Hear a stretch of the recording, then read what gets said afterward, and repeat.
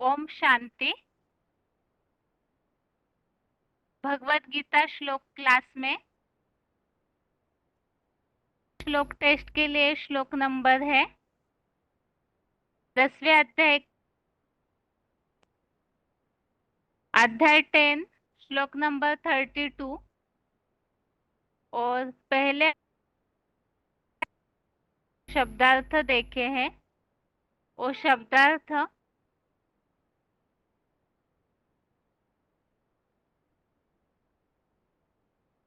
पूरे पहले अध्याय संबंधित प्रश्न और अभी टेस्ट के लिए पहला प्रश्न है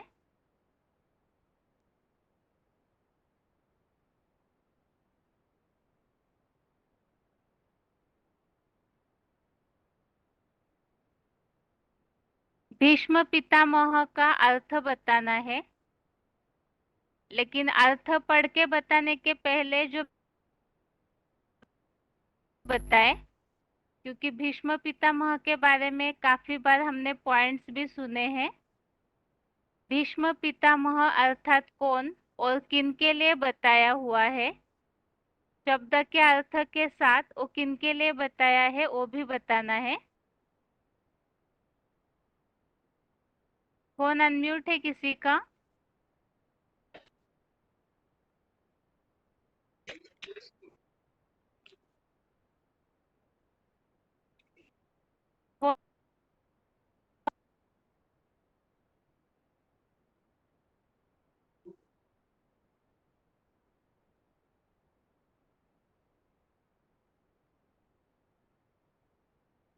हेलो ओम हेलो शांति।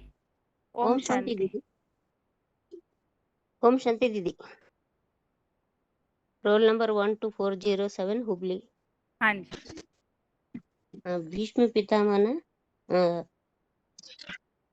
भीष्म का अर्थ ही है भयंकर, जो सर्प की भांति भयंकर विशाली विशैल शास्त्रीय ज्ञान उगलते है। परम पिता अर्थ पितामह कहा जाता है, अर्थात कलयुग के अंत के उन भयंकर बाबाओं या साधुओं को भीष्म पिता कहेंगे, जो परमात्मा सर्वव्यापी का उल्टा ज्ञान सुनाकर खास भारत और आम सारे विश्व धर्मों लोगों की बुद्धि को भटकाता है।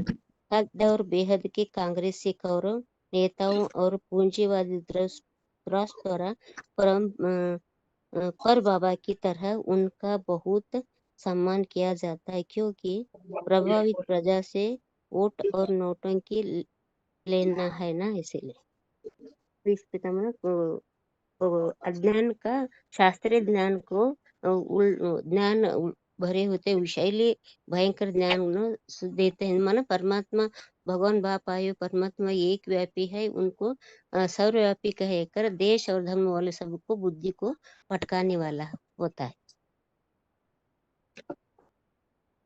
ठीक है माता जी। ओम शांति। ओम शांति दीदी। आगे के लिए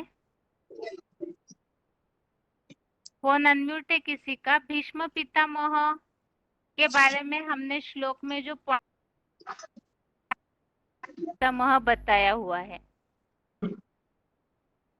भीष्म पितामह किन के लिए बताया हुआ है, इस संबंधित हमने जो पॉइंट सुने थे उस आधार से बताइए। फोन अनम्यूट है किसी का? 6892। फोन अनम्यूट है 6892। हेलो दीदी, ओम शांति। ओम शांति।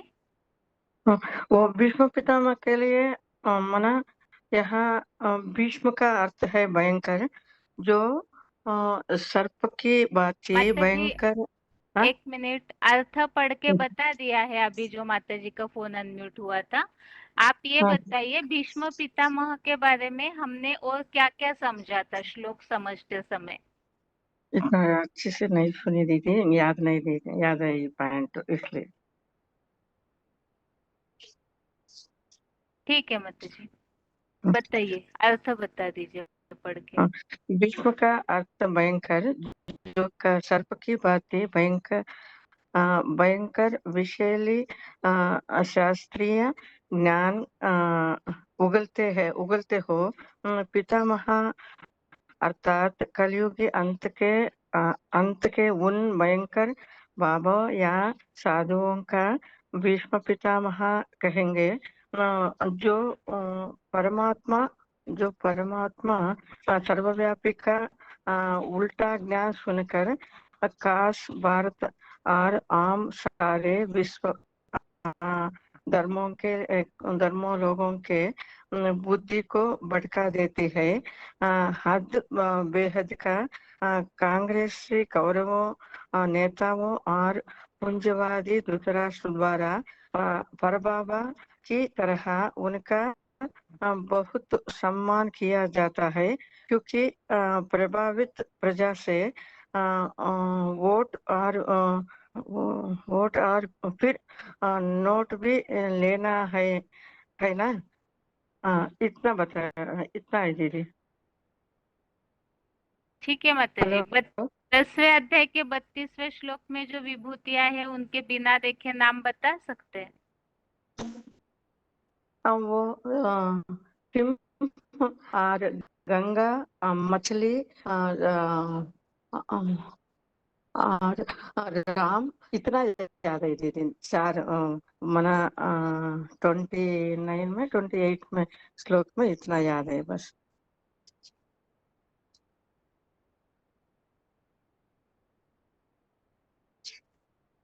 हेलो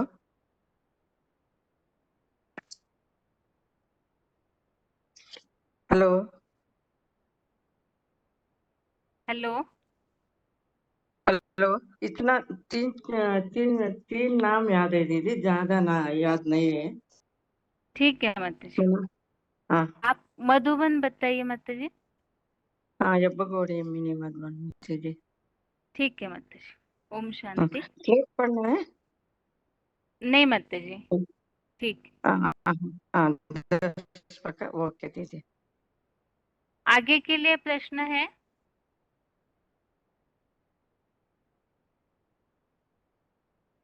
धृतराष्ट्र पहले तो बिना देखे अर्थ बताने का प्रयास करे, फिर भी पूरी बात याद नहीं आती है तो ही अर्थ देख के पढ़िए। फोन अनम्यूट है आगे किसी का? धृतराष्ट्र के लिए क्या बताया हुआ है? हेलो ओम शांति। जी दीदी, 8114 है, मानसा मधुबन है। हाँ जी। दीदी, धृतराष्ट्र मतलब जिसने चालाकी से लोगों की धन संपत्ति को लूट लिया है। हाँ जी। ये किनके लिए बताया जाता है धृतराष्ट्र? दीदी जो कांग्रेसी कौरव है ना, वो नोट और वोट की राजनीति के कारण ही ये हड़प करते हैं। आजकल के नेताएं हैं, जब बाबा बोलते हैं कि जो ब्राह्मणों की दुनिया के ब्राह्मण हैं, वो उनका भी यही धंधा चल रहा है, गरीब भोली भाली जनता को लूटने का। ठीक है माता जी। भीष्म पितामह के लिए श्लोक में हमने किनके लिए समझा था भीष्म पितामह? दीदी, भीष्म पितामह का मतलब है जो शास्त्रीय ज्ञान का भयंकर विष उगलते हैं। माना कि क्या बोलते हैं, वो परमात्मा सर्वव्यापी है। और जो आजकल के कांग्रेसी कौरव नेता हैं, वो उनका इसलिए सम्मान करते हैं क्योंकि उनको सम्मान देने से उनके पास वोट आते हैं। क्योंकि जो आजकल के साधु सन्यासी हैं, वो ही अपने फॉलोअर्स को बोलते हैं कि किसको वोट देना है। तो वो सारे सांप की तरह भयंकर विष उगलने वाले सन्यासी लोग ही हैं, जो कहते हैं कि भगवान सर्वव्यापी है, अपने को शिवो अहम बोलते हैं, और अपनी पूजा लेते हैं। ठीक है माता जी। हमने ऐसे समझा था ना, भीष्म पितामह ने शंख बजाया, तो वो पहला शंख कौन हाँ बजाते जी, हैं? हाँ जी, भीष्म पितामह ने शंख बजाया, तो वो पहला शंख जो है वो वैष्णवी देवी के द्वारा बजता है दीदी। तो जब वो सृष्टि रूपी रंगमंच पे सबके आगे प्रत्यक्ष होती है, तो प्यूरिटी की देवी होने के कारण सभी ज्ञान को, प्यूरिटी आती है सभी में, और वो सभी लोग ज्ञान को भी धारण करते हैं। ठीक है माता जी। ओम शांति। ठीक, ओम शांति। अगला प्रश्न है, द्रोणाचार्य किनके लिए बताया है? फोन अनम्यूट है किसी का?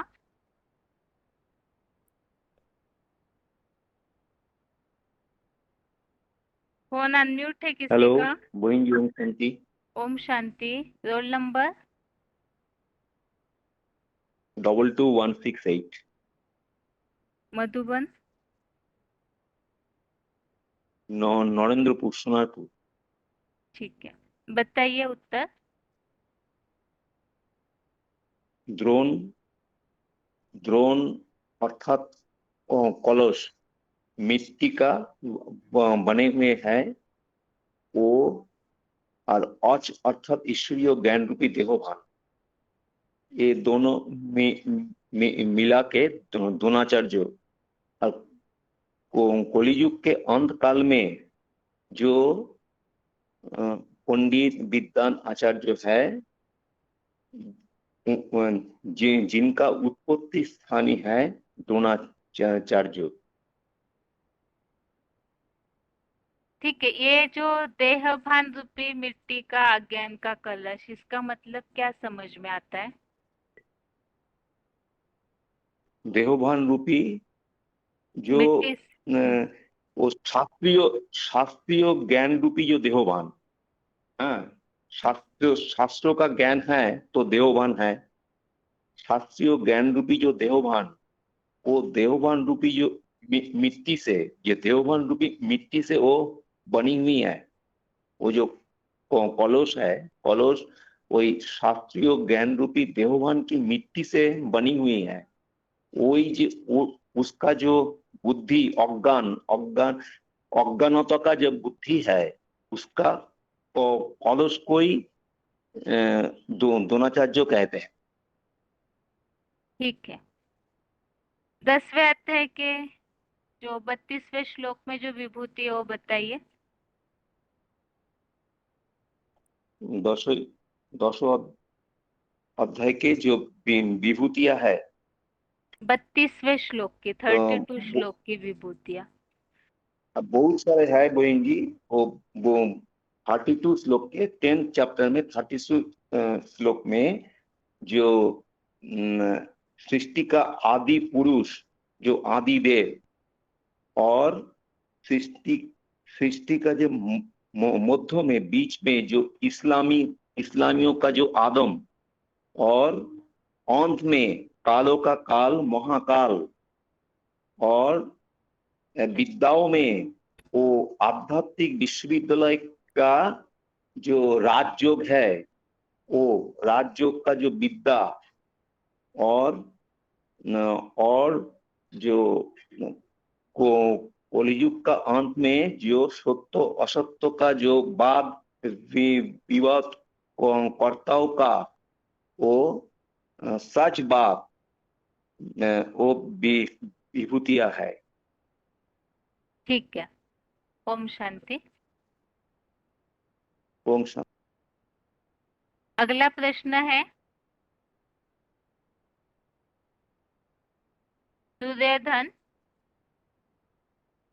दुर्योधन किनके लिए बताया हुआ है? फोन अनम्यूट है किसी का? ओम शांति बहन जी। ओम शांति। 9792 बहन जी। हाँ जी, बताइए उत्तर। 5 स्टार।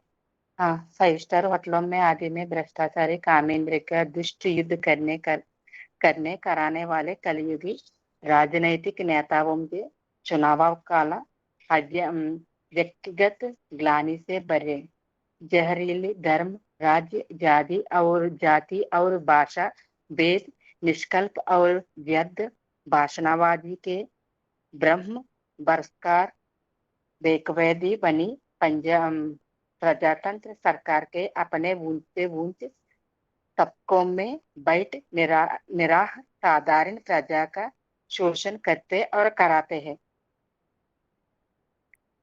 ठीक उनके है, किनके भ्रष्टाचारी लिए बताया कामेंद्र है? को दुष्ट युद्ध करने वाला आप फाइव अपने स्टार होटल शब्दों में में भ्रष्टाचारी बताइए, मुरलियों में जो बात बताते हैं बाबा उस आधार से बताइए। दुर्योधन बाबा किन के लिए बताते हैं?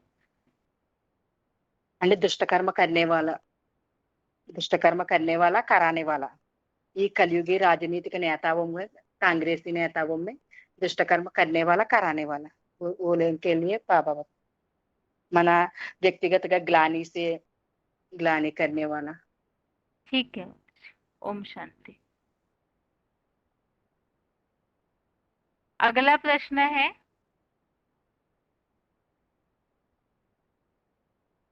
कौरव किन के लिए बताया है? कौरव अर्थात कौन? फोन अनम्यूट है किसी का?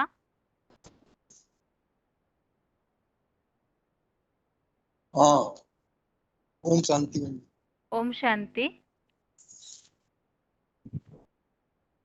रोल नंबर है 8776। हाँ जी। क्या कौरव पूछा? हाँ जी। कौरव, कौ माना कौवा, कौरव माने शोरगुल, जो कौवों की तरह शोरगुल करने वाले हैं।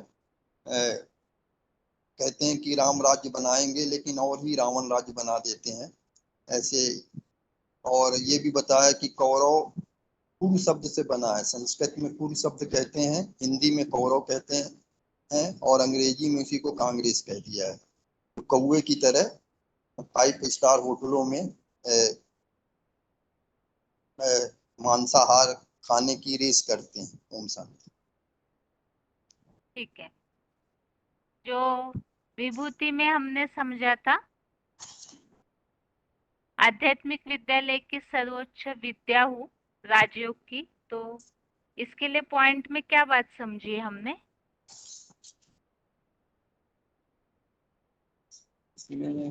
आध्यात्मिक विद्या, विद्याओं में आध्यात्म विद्या हुआ ऐसे जो बताया है ना, हाँ हाँ हाँ। तो इसके लिए क्या पॉइंट समझा था हमने?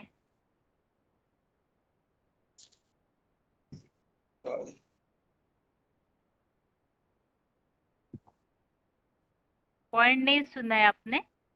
नहीं, सुना है। इसमें यही बताया था कि परमात्मा बाप इस सृष्टि में जगत गुरु बन के आते हैं, तो आध्यात्मिक विश्वविद्यालय खोलते हैं जहाँ पर राजयोग सिखाते हैं। तो वहाँ हर वर्ग के लोगों को निःशुल्क शिक्षा देते हैं। यह ऐसी ऊंची पढ़ाई है जो कोई दूसरा पढ़ा नहीं सकता। इस यूनिवर्सिटी में मनुष्य देवता बनाया जाता है। दुनिया में जो जन्म जन्मांतर के राजे बने हैं उन्होंने ये राजाई की विद्या यहाँ से ही सीखी है। इसी पढ़ाई से इसी जन्म में विषय सागर से पार जा सकते हैं। बाप गारंटी करते हैं कि तुम ये राजयोग सीखकर मनुष्य देवता बन सकते हो। ओम शांति। ठीक, अगला शब्द है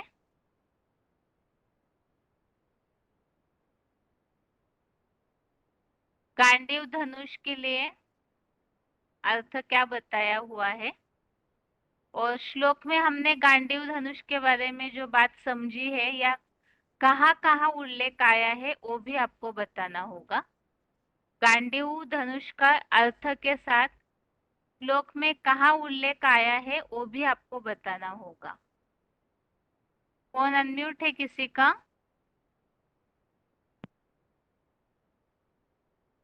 फोन अनम्यूट है किसी का?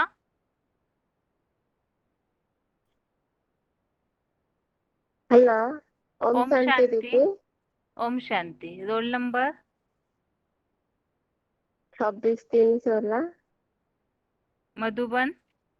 नहीं करना। हाँ जी, बताइए उत्तर। जो बाबा ने बताया कि गांधी धन से जो है लकीरा, जो ज्ञान है, ज्ञान की धन जो गहराई से ज्ञान को ग्रहण करके फिर सत्य बन जाते हैं। वही गांधी धन जो बोलते हैं पुरुषार्थ रूपी धनुष। और श्लोक में गांडीव धनुष का उल्लेख कहाँ कहाँ आया है? कहाँ कहाँ आया है दीदी देखा नहीं। हाँ तो हाँ एक जगह सीरीज में आया है। हम्म,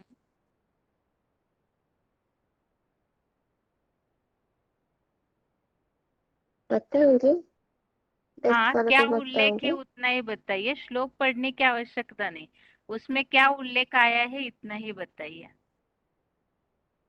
हम्म, क्या बताऊंगी गांधी धनुष का अम, सहारा करने वाले तो क्या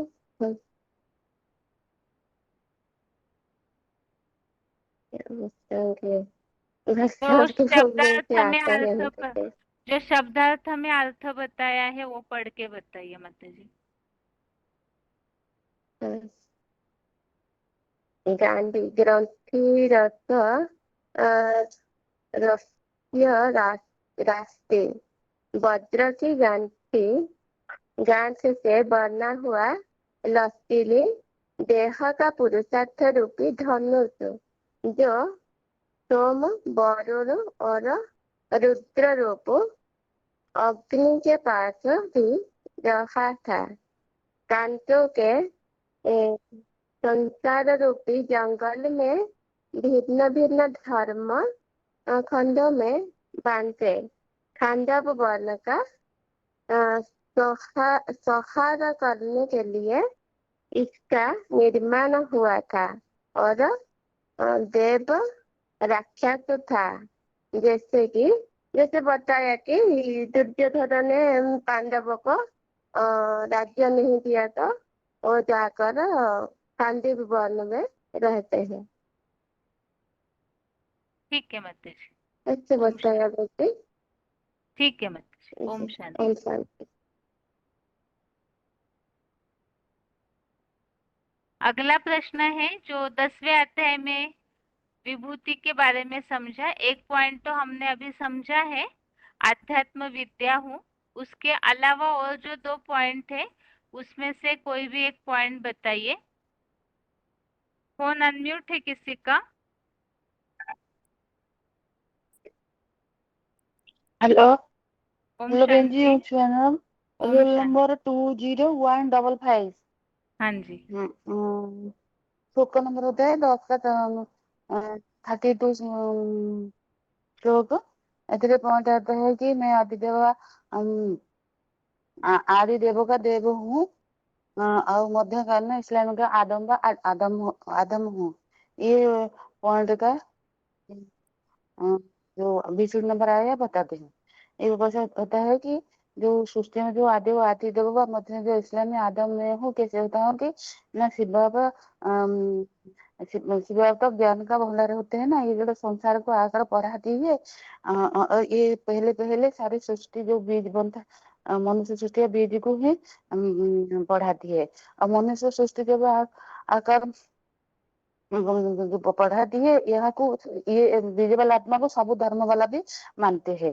जैसे कि जो ज्ञान है कि क्रिश्चियन मानता आदम और मुसलमान आदम जो जैन माने आदिनाथ, हिंदू भी आदिदेव बोली कहते। और भी गीता में कहा जाता है कि आदि पुरुष पुराण भी है। तो ये जो शंकर बलि आत्मा जो मनुष्य सृष्टि का बीज होता है ना, इसका कोई माँ बाप होते नहीं। और मनुष्य सृष्टि का को भी ऐसे वो झाड़ व वृक्ष भी कहते हैं। और वृक्ष रूपी झाड़ सारी मनुष्य सृष्टि वृक्ष रूपी झाड़ भी इसी द्वारा पैदा होता है। जो गीतार 14 अध्याय 4 श्लोक में भी आता है कि आता है अहम बीज प्रद पिता, मैंने मुझ सबका पिता पिता होता है, वह बीज का ज्ञान का बीज डालने वाला बाप होता है। तो ये मनुष्य सृष्टि का जो बीज होता है ना, एक होता है और बीज का जान गए तो मनुष्य सृष्टि का सभी झाड़ का हमको पता चल रहा है। तो ये सबका आदि होता है। ये आदि आदि आदि जब आकर सबका बता दिए तो आदि का सृष्टि में जो सब आत्मा का पाठ भी पता चलता है, अपना पाठ भी पता चल जाता है।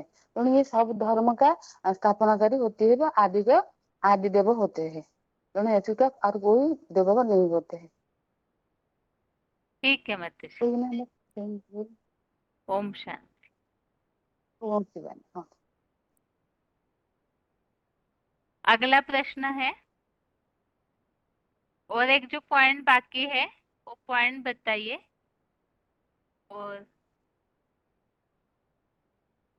फोन अनम्यूट है किसका? जो पॉइंट बाकी है 10वें अध्याय के 32वें श्लोक ओम का, वो शांति। पॉइंट। ओम शांति। 8924 बहन जी, विशाखापट्टनम मधुबन। हाँ जी। ये जो एक और पॉइंट है 10वें अध्याय के 32वें श्लोक का, अंत महाकाल बोला। जो आदि है सो अंत है। यज्ञ के आदि में जब शिवाप सृष्टि पर आते हैं तो किसमें आते हैं? जिसमें आते हैं वो है आदि पुरुष। जब अंत में सारी दुनिया का विनाश हो जाएगा तो कौन बचेगा? अंत में वो ही एक बचेगा जिसका अंत नहीं हो सकता है। तो इस बात को हद के गुरुओं ने अपने ऊपर रख लिया है। शिवो हम कहते हैं हम ही भगवान है करके। तो ऐसा नहीं है कि किसी और में आते हैं, तो आते ही हैं वो कलयुग के अंत में, जब सारी सृष्टि अंत में आ जाती है। तो चारों युगों में जो ऑलराउंड पार्ट बजाने वाली आत्मा है, तो उनमें जो होता है एक दिन भी फर्क नहीं पड़ सकता है, वो है आदि पुरुष। अकाल पुरुष कहा जाता है। तो कालों का काल महाकाल भी कहा जाता है। उन्हें कोई खा नहीं सकता है और उनको कोई देख भी नहीं सकता है, ऐसा बताया गया। इसलिए उनको आदि से अंत भी बताया गया है। हाँ ठीक है माता जी। माता जी, दूसरा प्रश्न है आपके लिए कि पहले अध्याय में हाँ जी। अर्जुन के धनुष के उल्लेख के हम्म। लिए कहाँ कहाँ हमने और क्या बात समझी है, या कहाँ कहाँ उल्लेख आया है अर्जुन के धनुष के बारे में, किस रूप में उल्लेख आया है? अर्जुन के धनुष के रूप में, गांडीव के रूप में बहन जी, हाँ जी। कोई भी गांडीव के प्रसंग रूप में, में आया है। जैसे मतलब अर्जुन के धनुष के लिए कोई भी प्रसंग में उल्लेख आया है जो आपको याद है वो बता सकते हैं। गांडीव माना जो बोलते हैं कि महाभारत काल में पांडव जब उन्होंने उनको, तो कौरवों ने एक भी हिस्सा अपने माना कोई हिस्सा दिया नहीं था कि तुम ये हिस्सा रख लो करके। तो जब इस तरह से हुआ था तो उनको क्या किया कि खंडर दे दिया गया।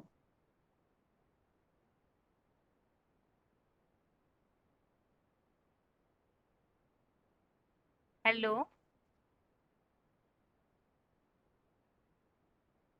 हेलो।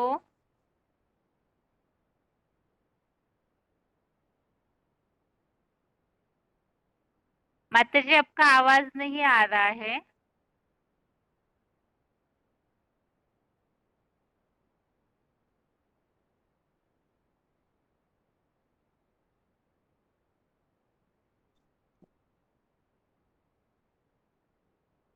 आगे के लिए तब तक और किसी का फोन अनम्यूट किया है? ओम शांति। ओम शांति। हाँ जी, ये पहले अध्याय के 30वें श्लोक में आया है, गांडीव नामक दैहिक पुरुषार्थ का लचीला धनुष। इसके लिए बाबा ने कहा है कि जैसे धनुष कहा जाता है शरीर को, जो जिससे पुरुषार्थ किया जाता है। मतलब वो धनुष ऐसा होना चाहिए, मतलब वो शरीर शरीर पुरुषार्थी ऐसा होना चाहिए, लचीला होना चाहिए, जो जिसकी मतलब जो प्रशांत होती है वो अच्छी से खींची जाए। और जब वो उसको अच्छे से खींचा जाएगा तो उसका बाण भी दूर तक जाएगा। प्रत्यंचा बोलते हैं उसको, हाँ, धागा। प्रत्यंच। हाँ हाँ। जैसे ठीक शिव है। का धनुष प्रसिद्ध है, कहते हैं मतलब जैसे गदिची ऋषि हड्डियों से वो बना हुआ था, जो राम वाली आत्मा ब्रह्मा बाबा की आत्मा से वो क्रॉस कर जाती है पुरुषार्थ में। हाँ जी। हाँ जी। ठीक है, ये तो हो गया। इसके अलावा श्लोकों में कहाँ का उल्लेख आया है धनुष को लेकर के? हाँ जी।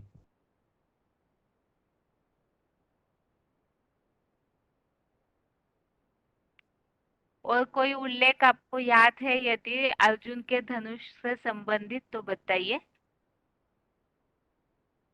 नहीं दीदी, अभी तो कोई याद नहीं है। अच्छा, ठीक। ठीक। ओम शांति। ओम शांति। अभी अगला प्रश्न ये है, पांडव शब्द का अर्थ बताइए। पांडव शब्द का अर्थ। फोन अनम्यूट है किसी का? Hello, Om Shanti. Roll number? 9572, हाँ जी, लातूर। हाँ जी। पांडव का अर्थ है परमात्मा पांडु के थोड़े पुत्र संगम युग में मुक्ति, जीवन मुक्ति का रास्ता दिखाने वाले हैं। पांडव है जो भी जीते जी स्वर्ग में जाते हैं, उसमें से युधिष्ठिर उच्च स्टेज में स्वर्ग में गए। हाँ दीदी। हाँ, ठीक है माता जी, हेलो। ठीक है हाँ माता जी। पांडव और माता जी, दूसरा प्रश्न है आपके लिए। हाँ, पांचजन्य शंख का अर्थ याद है तो बताइए। पांचजन्य शंख का अर्थ। पांचजन्य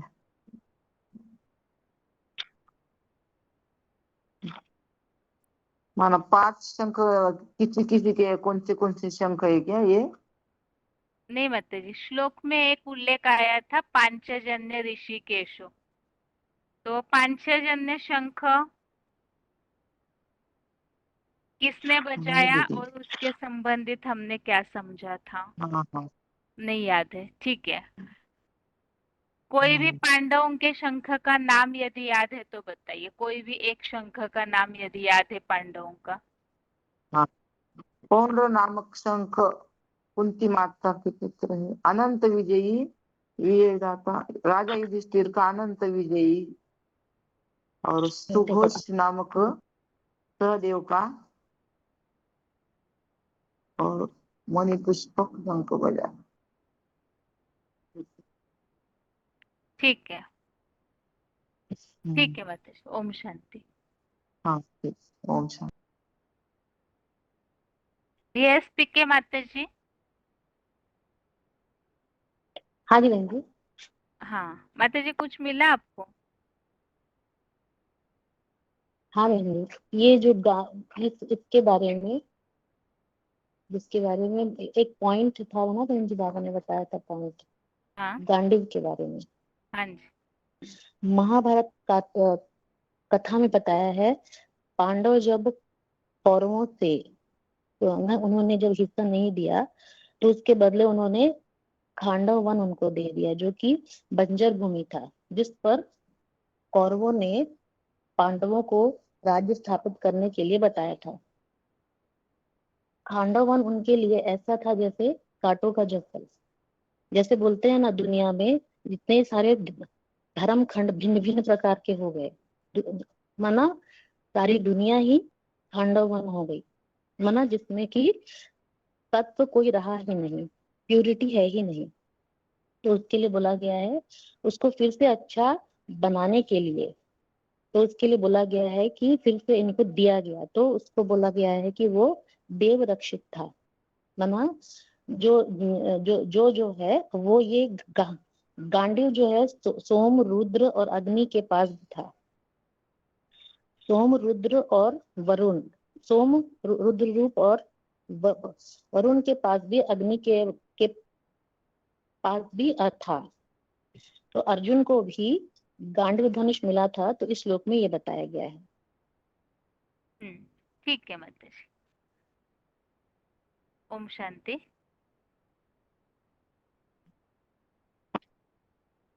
अभी आगे आगे सारे प्रश्न पूरे पहले अध्याय संबंधित होंगे।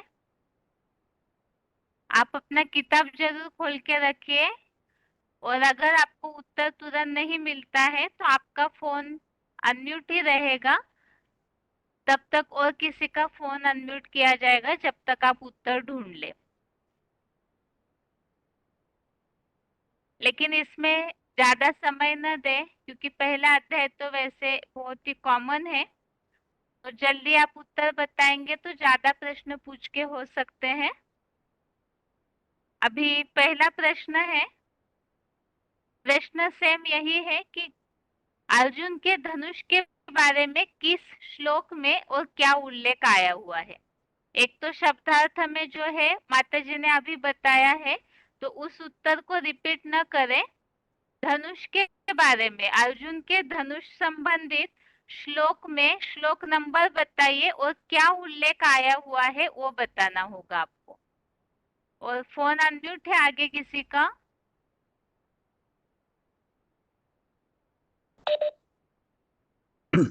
ओम शांति 24348 हाँ जी, महासमुंद। हाँ ये जी। 20 में है और 30 में, एक का 20 में भी है और 30 में भी है। क्या उल्लेख है? 20 में लिखा है कि मैंने ये मैंने मोल्डिंग पावर जिसका मोल्डिंग पावर ज्यादा है पुरुषार्थ करने का, वही दैहिक दैहिक पुरुषार्थ रूपी गांडीव धनु ज्ञान योग धारणा की हूँ। ठीक है। और 30वें श्लोक में क्या उल्लेख है? 30 में बोला है कि नमक दैहिक पुरुषार्थ का लचीला धनुष चंचल मन वाले बुद्धि रूपी हाथ से गिरा जाना। मैंने इसका मोल्डिंग पावर कम होने के कारण सारी प्रतिकूल परिस्थिति आ रहा है। मैंने हाथ से गिरता जा रहा है और हाथ से शिथिल हो रहा है, खड़े होने के लिए उसका शक्ति नहीं हो रहा है। नहीं नहीं, यहाँ मोल्डिंग पावर कम होने के कारण ऐसे हो रहा है, ऐसे नहीं है। इसके पहले श्लोकों में वास्तव में मोह का प्रसंग चल रहा है। जो 30 नंबर श्लोक है उसके पहले श्लोकों में ऐसे उल्लेख आया ना कि ये सारे हाँ। सगे संबंधी मेरे सामने खड़े हैं, तो उनको देखकर मेरा मुख सूख रहा है, सारे अंग शिथिल हो रहे हैं। तो मोह के कारण पुरुषार्थी जो शरीर है वो डाउन होने लगा, मतलब फिर पुरुषार्थ के प्रति उमंग उत्साह कम होने लगा। यहाँ ये प्रसंग में 30वें श्लोक में ये धनुष का बात बताई है कि ये धनुष हाथ से गिरा जा रहा है। जी हाँ ठीक है। हाँ और ठीक कोई है। श्लोक है? 2 याद है मेरे को। ठीक है। ओम शांति। शांति। अभी अगला प्रश्न और एक श्लोक गांडीव धनुष का बाकी है। यदि आपका फोन अनम्यूट होता है, आपको कोई नंबर याद आता है तो आप जरूर बताइए। अभी आगे और किसी का फोन अनम्यूट? पहले प्रश्न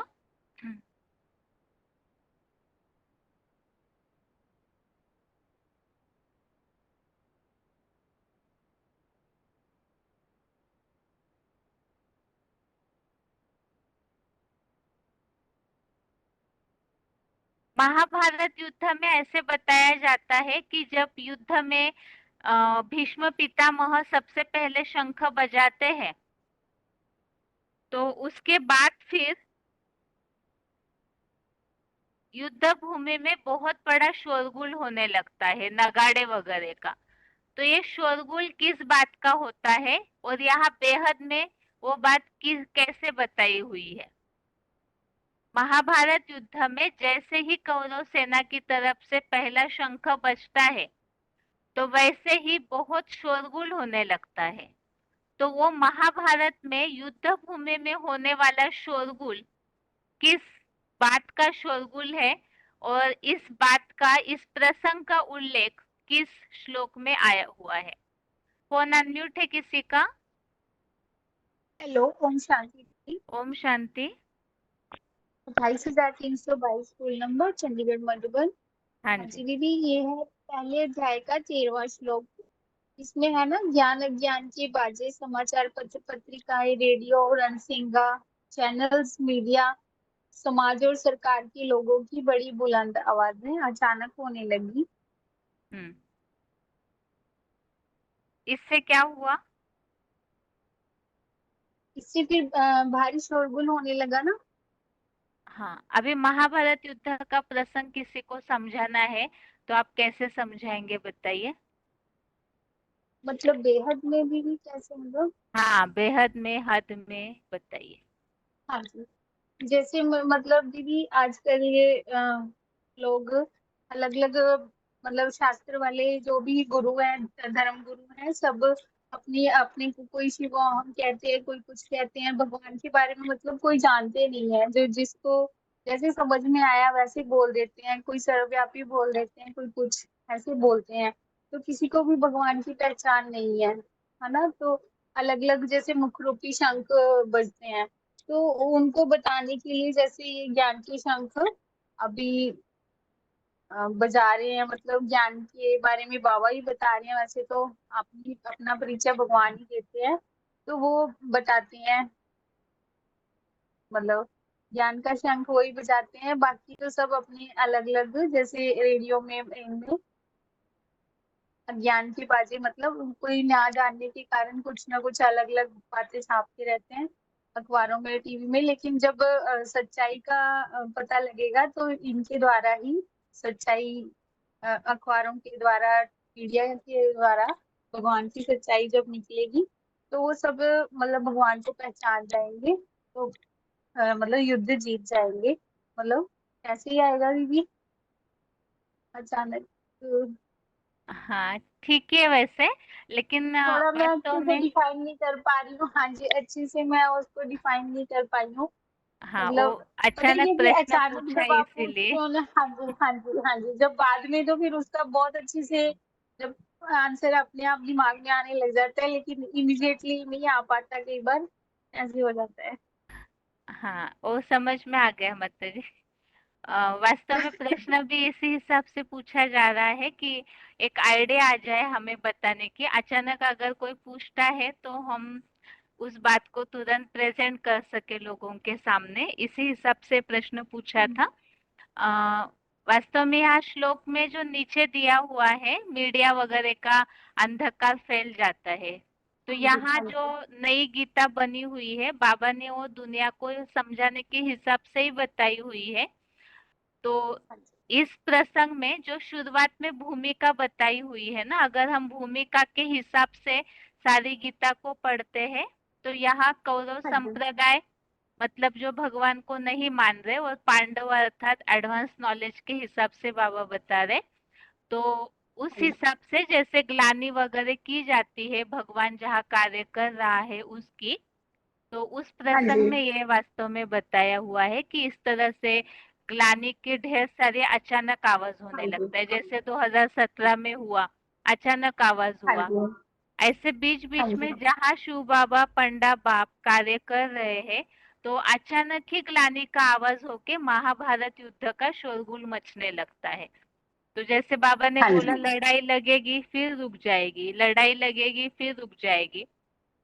तो ये बीच हम्म, बीच में ये महाभारत युद्ध का छोटा छोटा सैंपल होता है। तो ग्लानि के जो बॉम्ब है, ग्लानि के बॉम्ब है, तो वो फटते कैसे है, तो ये मीडिया वगैरह जो चैनल्स वगैरह है, हाँ जी न्यूज़पेपर से, इसके द्वारा। तो लोगों को भी ऐसे लगता है इतनी सारा आवाज हो रहा है, तो यही वास्तव में ये बड़ा भारी शोरगुल मीडिया वगैरह का ही है, इस हिसाब से। हाँ जी ठीक ठीक है है। माता जी। ओम शांति। दीदी मुझे एक एक हाँ बात और कहनी थी, ये जो हाँ है ना विभूतियों के बारे में, है ना, हाँ जी हम हाँ जी। पढ़ रहे हैं, तो दीदी इसके बारे में वैसे तो कुछ का तो हमें क्लैरिफिकेशन में पता लग जाता है कि ये किसके बारे में बोला है, कुछ का हमें नहीं पता लगता, मतलब कंफ्यूजन रहता है। तो अगर आप ये भी थोड़ा क्लियर कर दिया करें तो ज्यादा बेटर रहेगा कि हाँ, ये वैसे किस तो के बारे माता में जी, बोला है। वैसे तो मुरलियों में जो पॉइंट्स मिल रहे हैं तो उसी को इसीलिए चलाते हैं।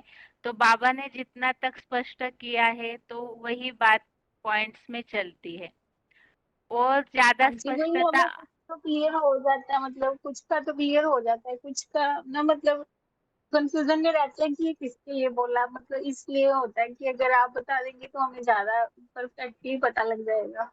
हाँ, तो मुरलियों में अगर स्पष्ट उल्लेख मिल जाएगा तो उसे स्पष्ट किया जाएगा।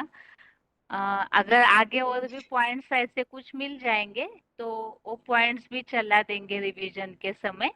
प्रयास तो यही रहता है कि जो भी मुरलियों में बातें आई है श्लोक के अनुसार, वो सारी श्लोक चलते समय प्ले हो सके। तो जब रिवीजन के समय तक अगर ऐसी कोई बात स्पष्ट मिल जाती है जो पेंडिंग है, जिसका कुछ पॉइंट नहीं मिला, तो वो उस समय रिवीजन में प्ले किया जाएगा। ठीक है ना? ठीक है। बाकी एकदम स्पष्ट तो बाबा कोई भी बात नहीं बताते ना, जो बातें हाँ, जो बाबा भी ने स्पष्ट बताई है। नहीं बताते, जैसे कुछ का तो पता चल जाता है कि ये मम्मा मामा के लिए बोला है, ये बाबा के लिए बोला है, ऐसे हाँ हाँ मतलब कुछ का तो पता चल जाता है, लेकिन कुछ का मतलब कंफ्यूजन ही रहता है कि किसके लिए बोला। हाँ, वही अगर कोई ऐसा पॉइंट मिल जाता है जिसमें स्पष्टता हो तो वो चला देंगे फिर। ठीक है मित्र जी। ठीक है ये ऑप्शन। हाँ जी। अभी अगला प्रश्न है,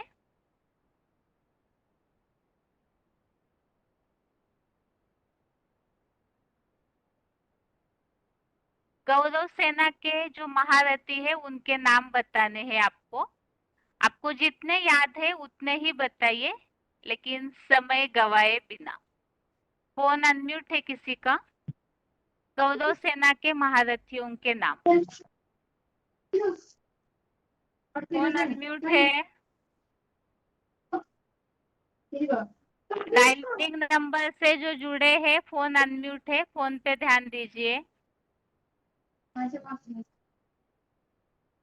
आगे और किसी का फोन अनम्यूट है?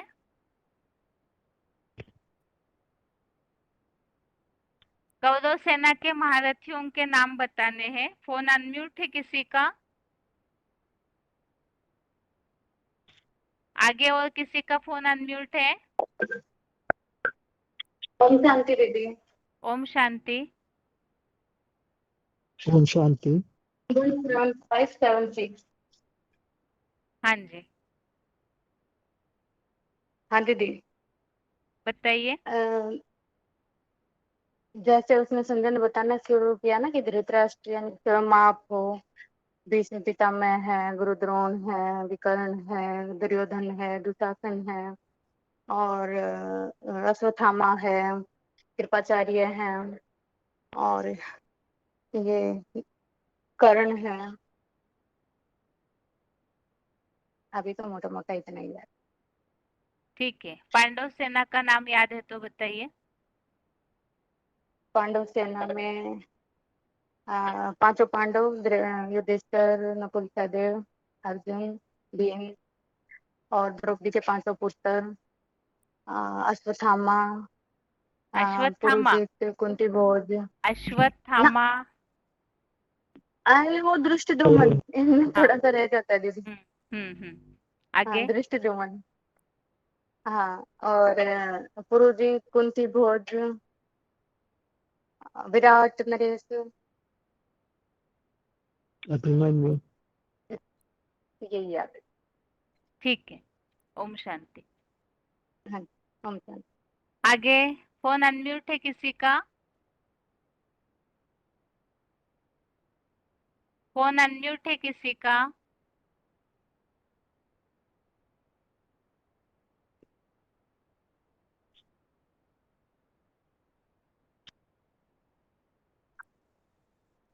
अभी पांचों पांडवों के शंखों के नाम बताने हैं, फोन अनम्यूट है किसी का?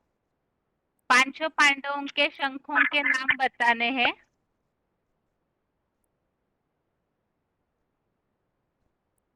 Hello. Om Shanti. Roll number? 25407। हाँ जी हेलो माता बताइए। जी। हाँ जी, हाँ, शंखों के नाम बताइए। युधिष्ठिर का नाम है अनंत विजय का नामक शंख। अर्जुन का देवदत्तम नामक शंख है। भीम का पौंड्रम नामक शंख है। सहदेव का मणिपुष्पक शंख है। नकुल का नकुल सकोश नामक शंख है। तो इतने याद है माता जी। ठीक है, ओम शांति। ओम शांति। अभी ओम शांति। अगला प्रश्न है, अर्जुन के रथ संबंधित जो भी श्लोक आए हुए हैं आपको श्लोक नंबर बताना है, और ये बात सिद्ध करनी है उन श्लोकों के आधार से। इस तरह स्पष्ट करना है कि वास्तव में अर्जुन रथ इस कलयुगी दुनिया की ही बात है। इस कलयुगी दुनिया में ही अर्जुन का रथ है और ये दुनिया में ही युद्ध भूमि में अर्जुन का रथ खड़ा है और ज्ञान सुनाया जा रहा है। तो किस किस श्लोक में अर्जुन के रथ संबंधित बात का उल्लेख आया हुआ है?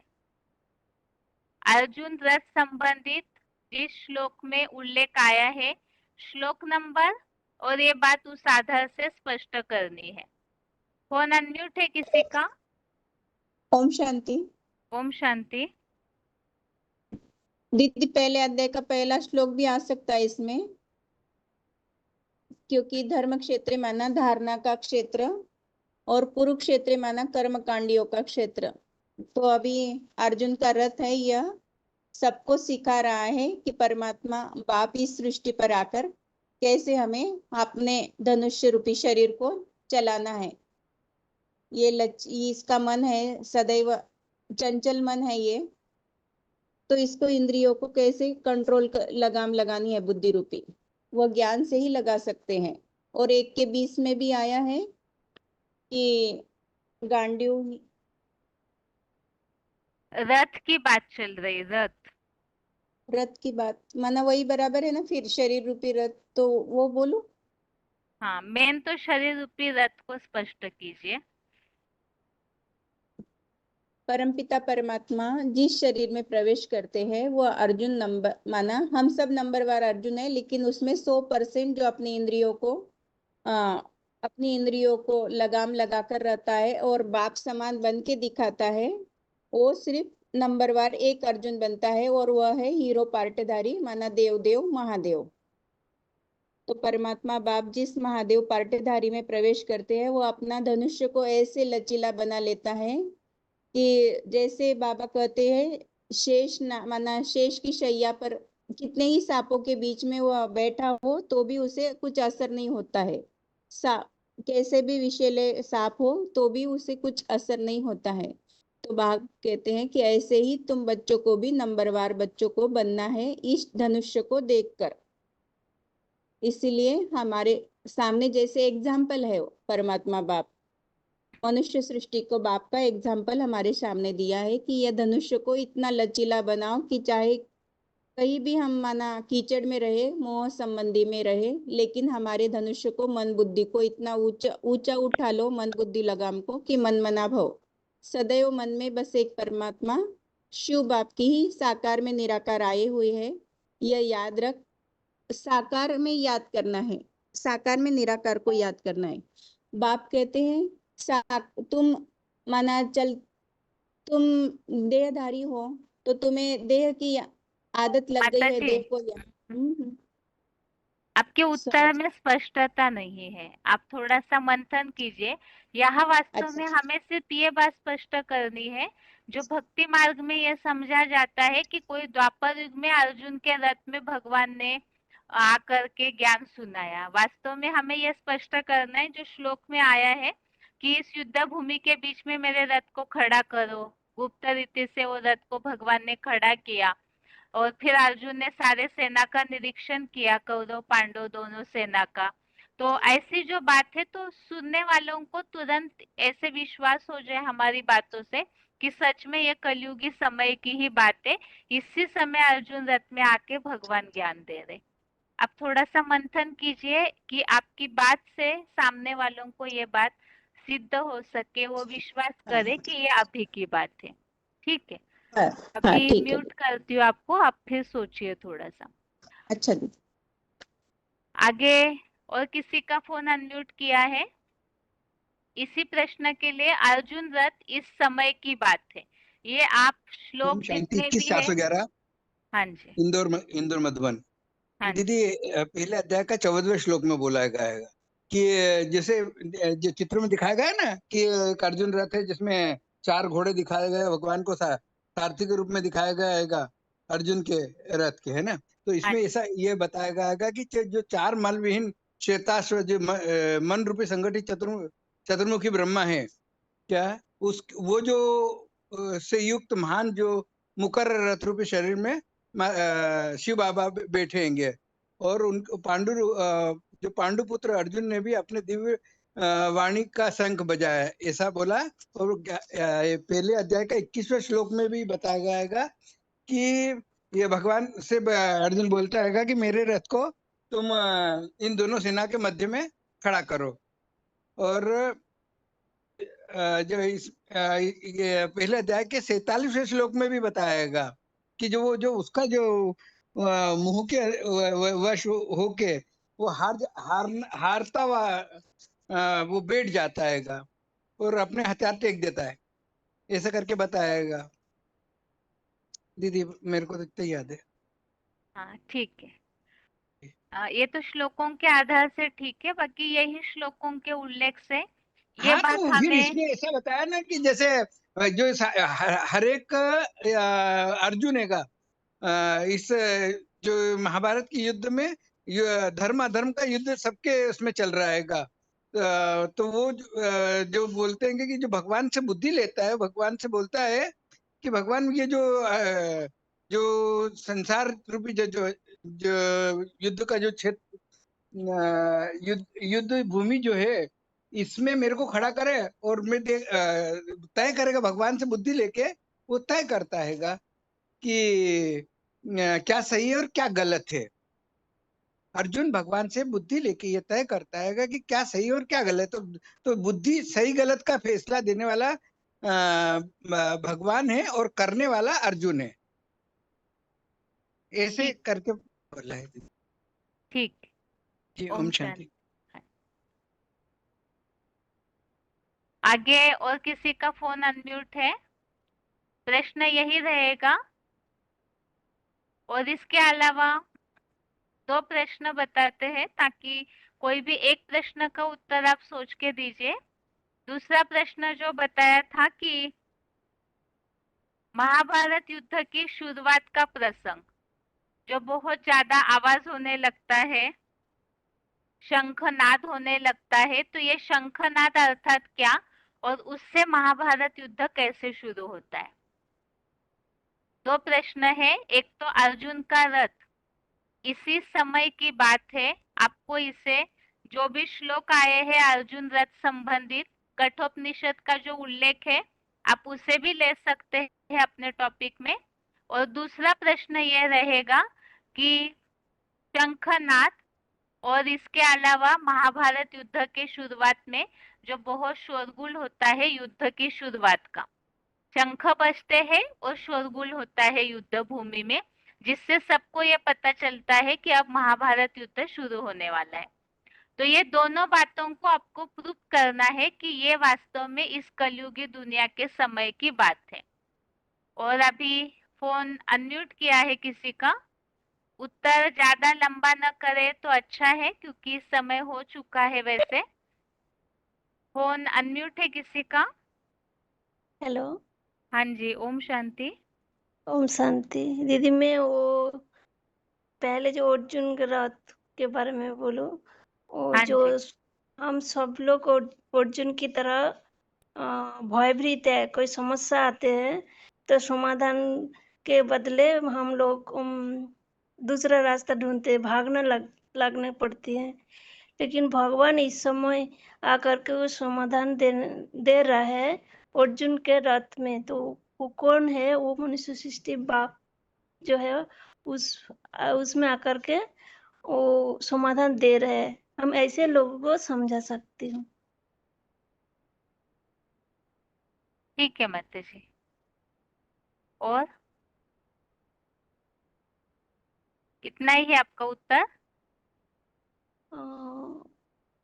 और क्या वो दूसरे ये बोल सकती हूँ कि ये जो श्रीमद् भगवत गीता है, वो गीता में हर समस्या का समाधान रहता है, जैसे कि राजनीतिक, सामाजिक, धार्मिक, ये व्यक्ति। माता जी विषय से हटके नहीं, बस जो मेन प्रश्न है आप उसका उत्तर दीजिए। केवल 2 प्रश्न जो अभी पूछे हैं, ये सिद्ध करना है कि ये अर्जुन रथ है, इसी कलयुगी समय की बातें यहाँ मौजूद है अर्जुन का रथ अभी, और गीता ज्ञान दिया जा रहा है, ये हमें लोगों को स्पष्ट करके बताना है। तो आप सोचिए थोड़ा, आपका फोन अनम्यूट ही रहेगा। अगर आपको उत्तर कुछ और याद आता है तो आप बताइए, तब तक और किसी का फोन अनम्यूट किया जा रहा है। फोन अनम्यूट है किसी का? 4782। ओम शांति बहन जी। ओम शांति।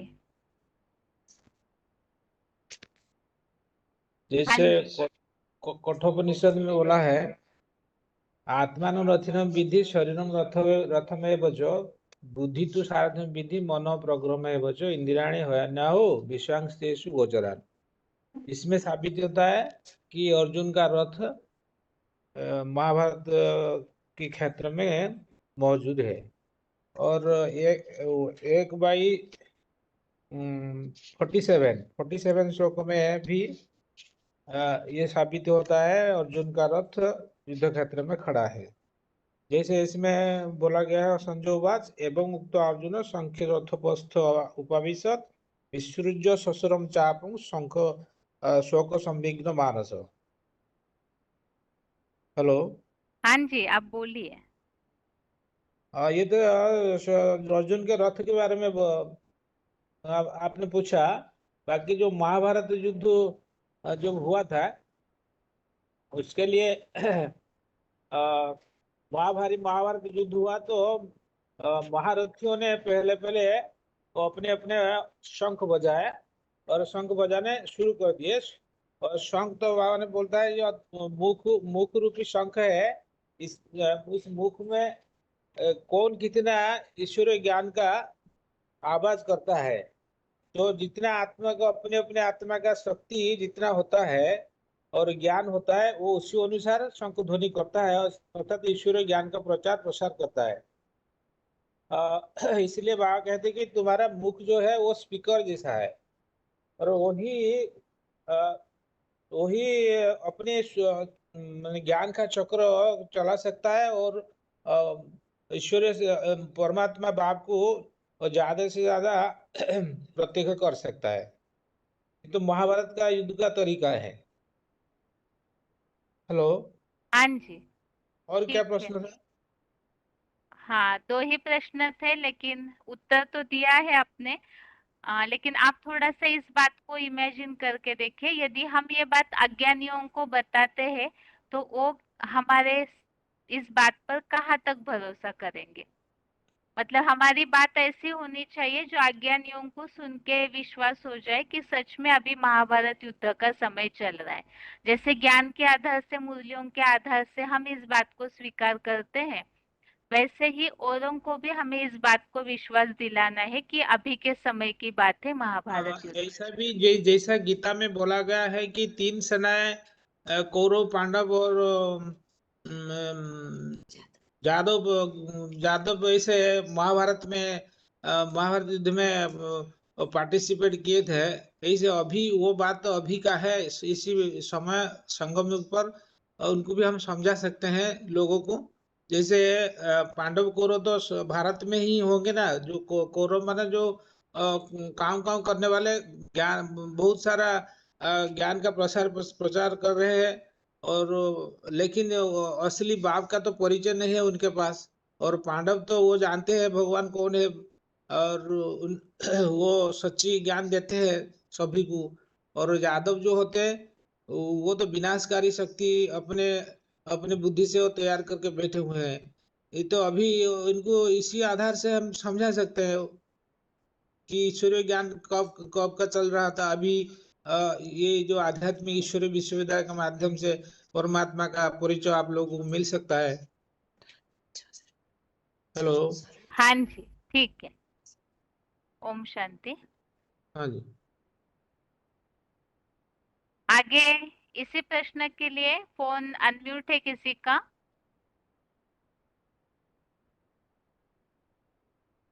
फोन अनम्यूट है किसी का?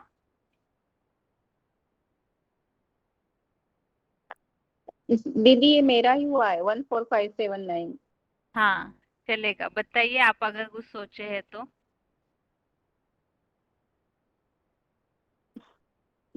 ऐसे बोल सकते हैं दुनिया वालों को कि माना महाभारत युद्ध में दिखाते हैं कि अर्जुन को रथ को भगवान ने चलाया। तो रथ माना क्या? तो रथ शास्त्र में रथ के लिए बताया है कि शरीर ही रथ है और ये हमारी इंद्रियां, ये हमारे माना घोड़े है, और इसकी लगाम मन बुद्धि की लगाम, इसकी मन यह लगाम है और बुद्धि की लगाम, ये मन की लगाम हाथ में चाहिए, हमारे बुद्धि के हाथ में चाहिए। तो परमात्मा यही हमें आज बता रहे हैं कि देखिए कि महाभारत युद्ध माना क्या, तो आज जैसे सारे क्षेत्र में कई कई युद्ध चल रहा, माना भाषा के नाम पे युद्ध हो रहा है, कई अपने अपने धर्म के नाम पे युद्ध कर रहे हैं कि हमारा हमारा धर्म श्रेष्ठ, हमारा धर्म श्रेष्ठ। लेकिन हम सबके पिता तो एक है, यह हमारी समझ में नहीं आ रहा है। हम तो आत्मा है, ये शरीर हमारा अलग अलग मिला है तो अलग अलग धर्म बन गए हैं, लेकिन हम सबके पिता तो एक ही परमात्मा परम पिता निराकार शिव है। तो निराकार को मानते तो सभी है, लेकिन जानते नहीं, इसी कारण यह लड़ाई झगड़ा हो रहा है। और परमात्मा इसी बात को स्पष्ट करने के लिए वो खुद ही आकर हमें समझा रहे हैं। तो खुद समझाएं, बाबा कहते हैं जैसे जो शास्त्र जिसने लिखा है वो अगर सही तरीके से वही बताए तो अच्छा रहता है, वैसे ही परमात्मा आकर स्वयं बताते हैं। दीदी बस, ओम शांति। ठीक है माता। आगे फोन अनम्यूट है इसी प्रश्न के लिए किसी का? हेलो, ओम शांति। ओम शांति 4783 हाँ जी। बालेश्वर।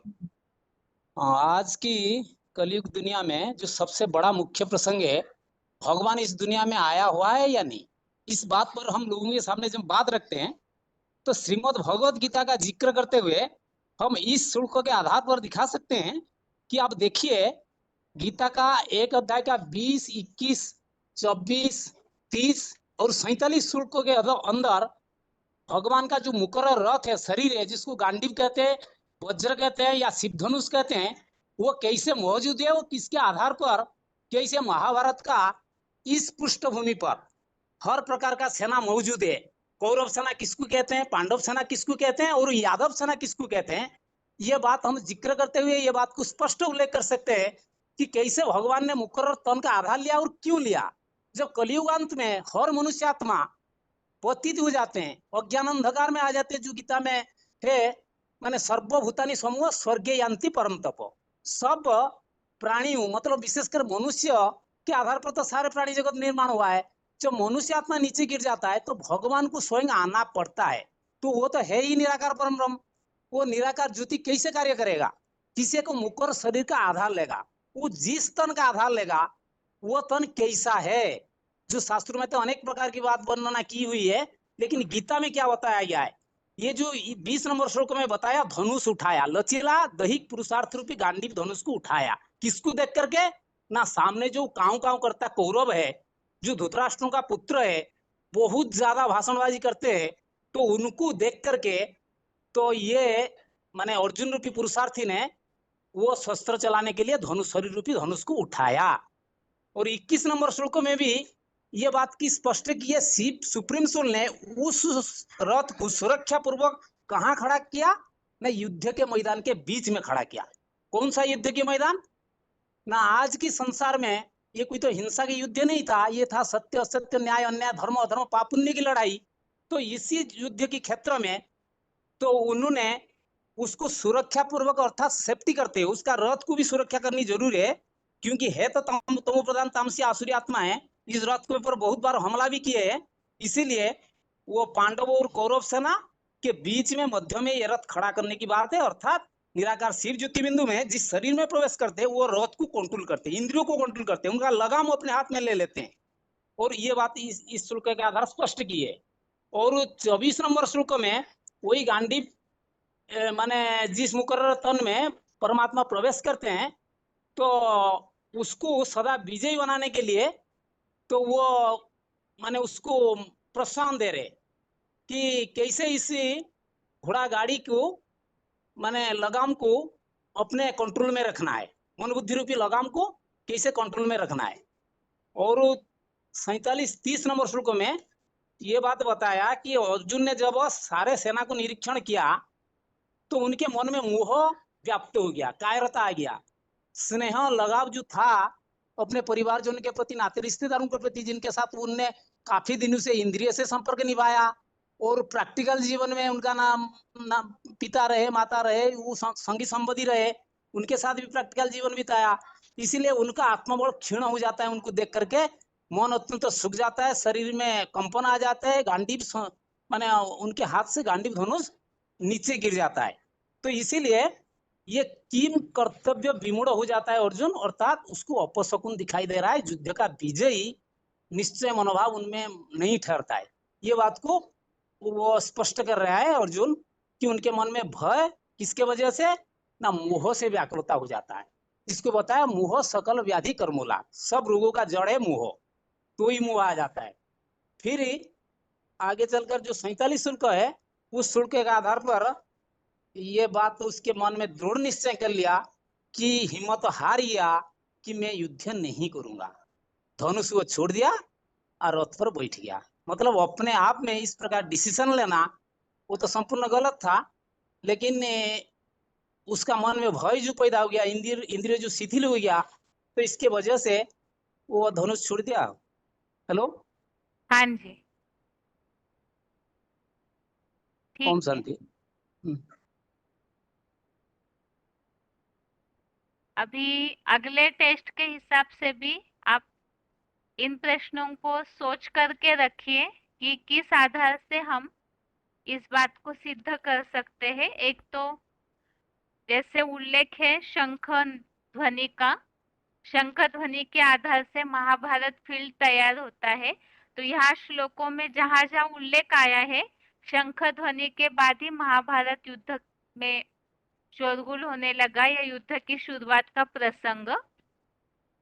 और इसके अलावा जैसे बताया, इसी समय की बात है कि ये रथ, अर्जुन का रथ इसी युद्ध भूमि में, इसी कलयुग में मौजूद है, इस प्रसंग में। और इसके अलावा जो आज की दुनिया में मोह के कारण लोगों की मानसिक स्थिति का वर्णन जो पहले श्लोक में आया हुआ है, तो ये युद्ध भूमि अर्थात ये मोह के कारण जो आज मानसिक स्थिति सभी की डाउन हो रही है, तो कलयुगी दुनिया के मनुष्यों का ही वर्णन पहले अध्याय में अर्जुन विषाद योग में बताया हुआ है, जीवन के संघर्ष का वर्णन। तो आप ऐसे कोई श्लोक चुनिए जिस आधार से आप इस बात को प्रूव कर सकते हैं कि अर्जुन विषाद योग ये कलयुगी दुनिया में ही नंबर 1 मनुष्यों के लिए बताया हुआ है। ज्ञान के आधार से हम इस बात को समझते हैं कि ये पुरुषार्थी जो अर्जुन जो महाभारत युद्ध लड़ रहे हैं, बाकी जो अज्ञानी है उन्हें भी एक प्रकार से गीता के लिए प्रेरित करने के लिए यदि हम गीता के श्लोकों के आधार से ऐसी बातें बताते हैं तो लोगों को गीता पर विश्वास होने लगेगा। तो ऐसे श्लोक आप चुन करके इकट्ठा करके एक टॉपिक रेडी कीजिए कि अर्जुन का विषाद योग वास्तव में सभी मनुष्य मात्र की कलयुगी दुनिया की मानसिक स्थिति की बातें हैं।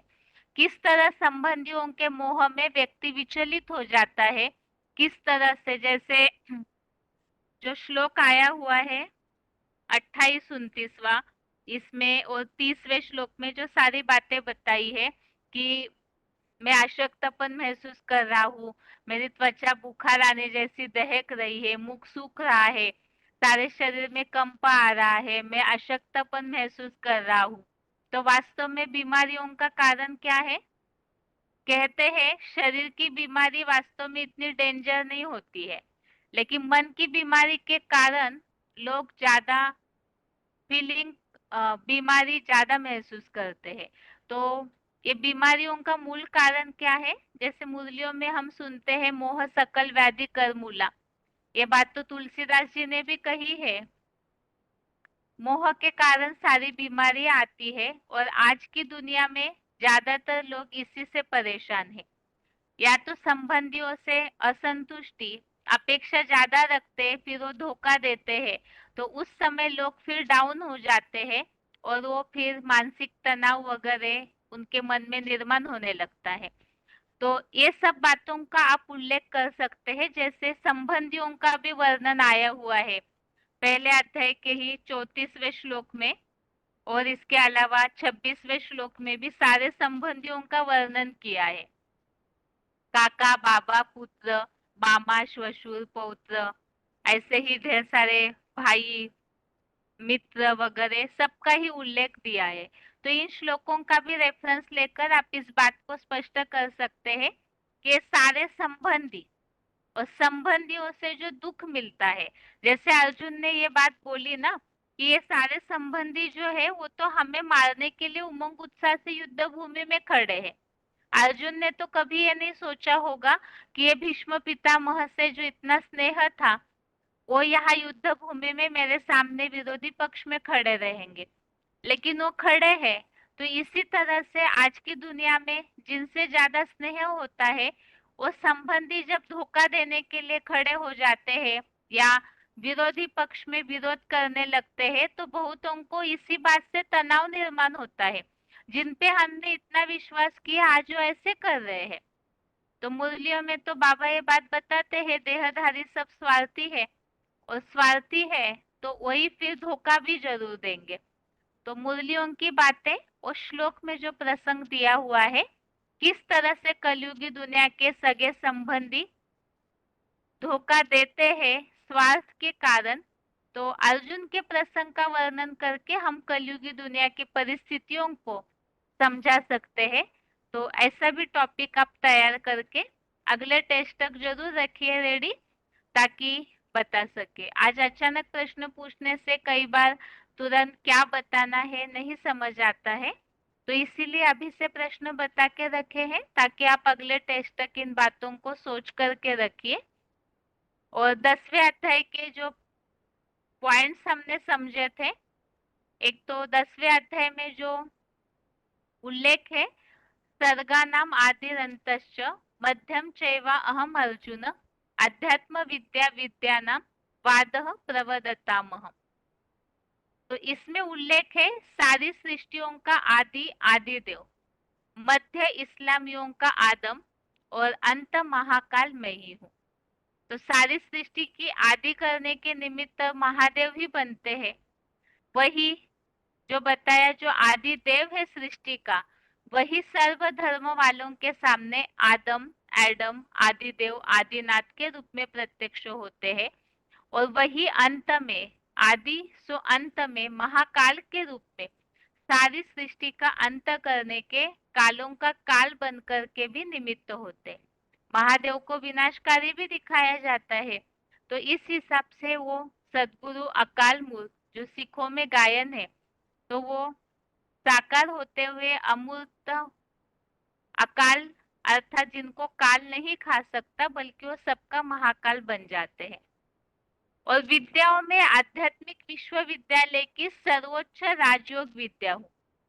तो बाकी जो पढ़ाइयाँ है डॉक्टर इंजीनियर बनाने वाली, वो तो अल्पकाल की होती है, मेहनत भी उसमें ज्यादा है। लेकिन दुनिया में जिन्होंने लंबे समय शासन किया राजाओं ने, तो वो राजाओं की राजयोग की पढ़ाई जो है वो स्वयं भगवान देते हैं। और वही अध्यात्म आत्मा के अंदर की जो पढ़ाई है वो पढ़ाई आध्यात्मिक विद्यालय की सर्वोच्च राजयोग विद्या अध्यात्म विद्या विद्या नाम जो भगवत गीता में बताया हुआ है। और इसके अलावा जो सत्य असत्य के वाद विवाद करताओं का सत्यवाद भी हो। ये 10वें अध्याय के 32वें श्लोक संबंधित पॉइंट्स थे।